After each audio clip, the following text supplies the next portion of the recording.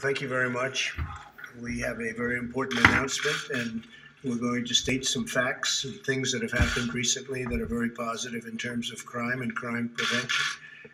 This is about MS-13, and we'll have another announcement next week, the Attorney General, the FBI, and others concerning our cities, because the left-wing group of people that are running our cities are not doing the job that they're supposed to be doing, and it's not a very tough job to do if they knew what they were doing. So we'll be talking about that next week and probably have an announcement as to what we're planning to do to help them. They're supposed to be asking for help, and they don't want to ask, so maybe they're proud or maybe they think it's bad politically, but we can't have happen what's happening. But we're here today to provide an update on my administration's all-out campaign to destroy MS-13, a vile and evil gang of people. We've just concluded a historic operation leading to the arrest and indictment of dozens of savage MS-13 members and leaders all across the country. So this is something that's taken place over the last few days. I want to thank Attorney General Barr for doing a great job in many ways, not just here. Acting Secretary of Homeland Security Wolf and FBI Director Wray for joining us today, and we'll be discussing a little bit about what we did and where we're going. But MS-13 has been a problem for our country for a long time. We've taken them out by the thousands. While radical left-wing politicians have fought to open borders and welfare for illegal aliens, my administration has fought for safe streets. We want security for our people. We want the rule of law. We want law and order. In the last 3 years, ICE has deported over 16,000 gang members and arrested over 2,000 members of MS-13. Think of those numbers, 16,000 and arrested over 2,000 members of MS-13. We've also deported a lot of the MS-13s out of our country. This week's actions by the Joint Task Force Vulcan is the most recent offense this has been a big offensive in my administration's war on foreign gangs, of which we came into this administration and we said, what's going on? We had gangs from countries that you wouldn't believe. More than 20 of the criminals we indicted and arrested in the past 7 days were illegal aliens. Yesterday, for the first time ever, the Eastern District of Virginia, thank you very much, indicted MS-13 leaders on charges of terrorism. So we have the MS-13 leader on charges of terrorism, and that's a first. Is that correct? Yes. We're using terrorism, which gives us extra strength. In New York and Nevada, 21 MS-13 members and leaders have been indicted on charges including murder, kidnapping, and drug trafficking. The DOJ has also announced that it will seek the death penalty for a bloodthirsty MS-13 leader responsible for the despicable killing of 7 Americans, including 2 teenage girls. Over the past few days, the DOJ and DHS have made several arrests at high levels in these cases, including several immigration arrests. And I want to thank Chad Wolf for working along with the FBI and with the Attorney General. They've worked very closely together at the border. And the border, as you know, is setting new records for allowing people in that are allowed to come in, allowing people in illegally. We believe the monsters who murder children should be put to death. We seem to have quite a good agreement on that. These people murder children, and they do it as slowly and viciously as possible. We will not allow these animals to terrorize our communities, and my administration will not rest until every member of MS-13 is brought to justice. We've done a great job with MS-13, but now we're stepping it up even to a higher level. This has never happened before. There's never been any move like this before. Much of it's already taken place, otherwise we wouldn't be talking about it.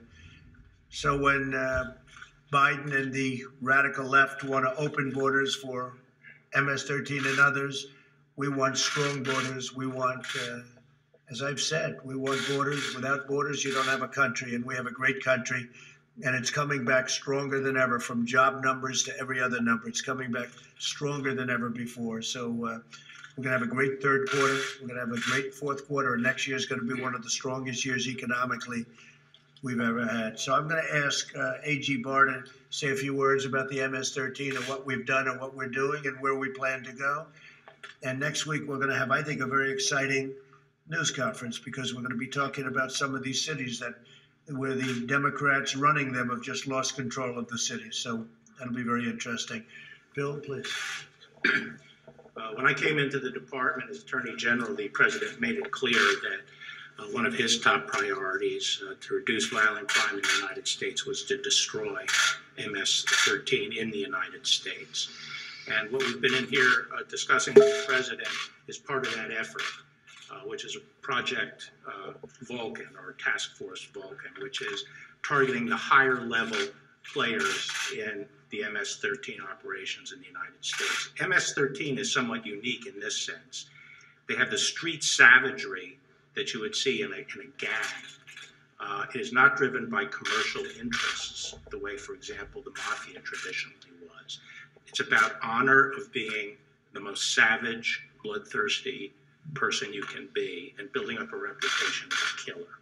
So this is in some ways is a death cult. And then they use the terror that they cause by their savagery to extort. And they've gotten increasingly into human trafficking and now narcotics trafficking. But that's a sidelight to some extent to their basic purpose, which is violence, terrorizing people. Also, unlike a street gang, they're highly organized as a transnational organization. They operate with hierarchy, with programs. They call them programs. Think of it as a crime family, essentially. And then under each program, they have different cliques. They have programs and cliques operating in the United States. While their center of gravity is in Central America, there are thousands that have come into the United States illegally. They're virtually all illegal aliens. They come in now through the, although it's harder to get across the border, but traditionally they've come across the border into Houston and then fanned out across the United States into different centers of activity. Today, we were talking with the President about 3 actions we took. Melgar Diaz was indicted in the Eastern District of Virginia. First time we've used terrorism charges against a member of MS-13. He was responsible for activities in 13 states, 20 cliques in the United States. He was also the person who would greenlight assassinations in the United States. The orders come from El Salvador, or the request to assassinate people would go down to El Salvador, and he would greenlight the head. We also took down, this was an HSI case in Las Vegas. We took down the Hollywood clique, which operated not only in Nevada, but also in California and in the Eastern District of New York, again, Long Island. And we took down 21 members in the leadership of that organization. And then finally, these are the New York indictees. And then finally, I announced that we are going to seek the death penalty against Alexei Sayans, who was a leader in the Eastern District of New York, a leader of MS-13 there. The President made a trip to Brentwood, New York, earlier in his administration, and he met with the families of victims that had been killed by MS-13, including a family of 2 young girls who were butchered with machetes. And the person that we are seeking the death penalty against was involved in those murders, as well as the murder of 2 African Americans who they just saw on the street and thought they were from a rival gang and just butchered. So those are the actions we're taking. There's more coming as we can target the leadership of MS-13. We're working very closely with the El Salvadorians on this. They've been very cooperative, and we have the HSI and the FBI with operations down in El Salvador. In past administrations, El Salvador, Honduras, Guatemala did not cooperate with the United States at all. They wouldn't let us bring people back. And under this administration, a long time ago, almost I would say my second or third day, I said, that's not going to work. They'd bring them back and they'd say, get them out of here, we're not taking them. And they don't say that anymore. They don't even come close to saying that anymore. So the operation is going to be very good. This is probably the meanest, worst gang anywhere in the world, the MS-13 group. And a big dent is put in them. that took place over the last few days and really over the last year. Heavy focus on MS-13. They're an evil group of people. They're sick, they're deranged, and we're taking care of it. And I want to just thank these great crime fighters that are with us today. Thank you. It's really U.S. Attorney from Nevada, Nick Trutanich, the U.S. Attorney from the Eastern District of Virginia, Zach Terwilliger, obviously you know the Director of the FBI, Matt Albens of the ICE, Mike Carvajal of Bureau of Prisons. You might ask why the Bureau of Prisons, because they do like to try to operate out of prisons, and we have to make sure we collect intelligence in the prison system. And then Regina Lombardo of ETF, Tim Shea of DEA, and of course, you know, the Secretary of DHS, Chatfield. So central casting. If we forgot one person.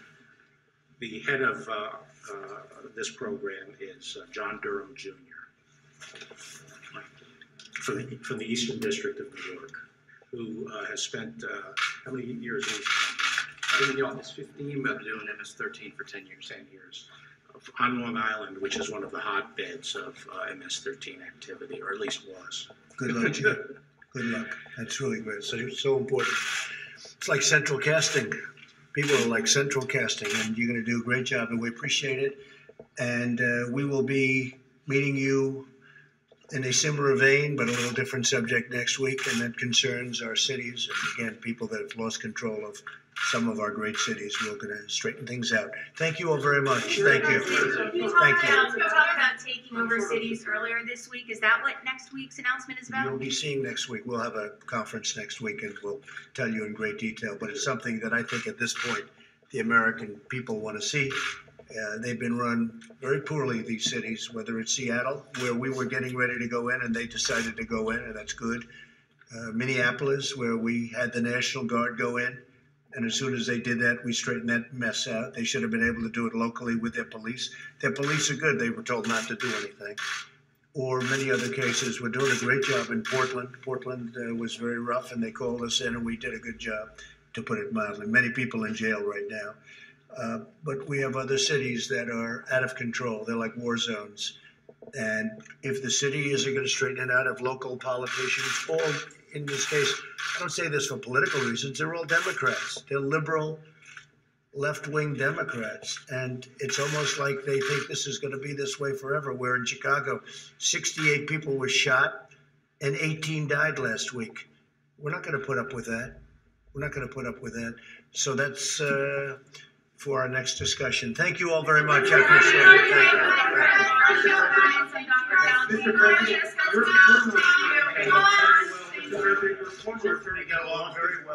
you okay with the Peter Navarro? Well, that's Peter Navarro, but I have a very good relationship with Dr. Fauci. Thank you very much.